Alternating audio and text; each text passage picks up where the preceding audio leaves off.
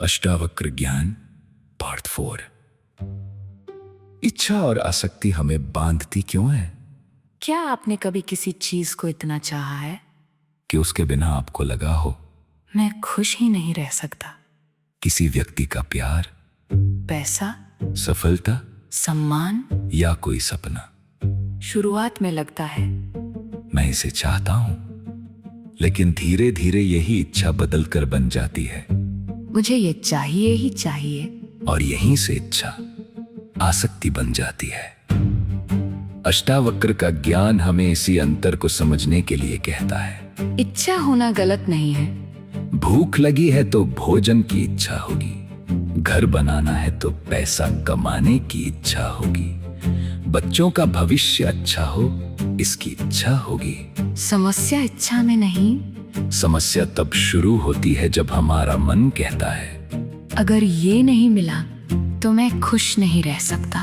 अब हमारी शांति उस चीज के हाथ में चली गई, और जिस चीज के हाथ में आपकी शांति चली गई, उसके खोने का डर भी पैदा हो गया।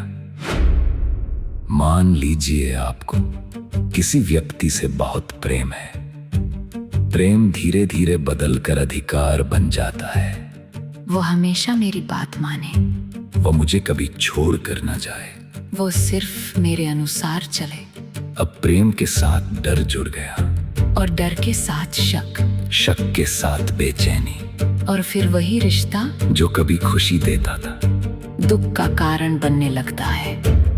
अष्टावक्र हमें पूछने के लिए कहते हैं, क्या ये प्रेम है या प्रेम के नाम पर आसक्ति?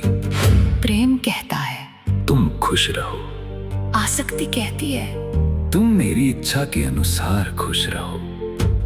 प्रेम में स्वतंत्रता होती है, आसक्ति में पकड़ होती है। प्रेम में विश्वास होता है, आसक्ति में खोने का डर होता है। यही अंतर समझना बहुत जरूरी है। अब जरा चीजों के बारे में सोचिए। हम कहते हैं ये मेरा घर है, ये मेरी कार है, ये मेरा पैसा है, ये मेरा पद है। लेकिन कुछ समय बाद घर, किसी और का हो सकता है, कार बिक सकती है, पैसा कम या ज्यादा हो सकता है, पद बदल सकता है। फिर मन को चोट क्यों लगती है? क्योंकि हमने वस्तु को सिर्फ उपयोग की चीज नहीं माना, हमने उसे अपनी पहचान का हिस्सा बना लिया। मेरे पास ये है इसलिए मैं कुछ हूँ, और जब वो चीज चली जाती है तो लगता है जैसे हम भी कुछ खो बैठे। अष्टावक्र का ज्ञान कहता है वस्तुओं का उपयोग करो, लेकिन उन्हें अपनी पहचान मत बनाओ। आपके पास धन है, अच्छी बात है, लेकिन आप धन नहीं है। आपके पास पद है, अच्छी बात है, लेकिन आप पद नहीं है। आपके पास सम्मान है, अच्छी बात है, लेकिन आप दूसरों की राय नहीं है। जब ये समझ धीरे धीरे भीतर उतरती है तो आसक्ति की पकड़ कमजोर होने लगती है।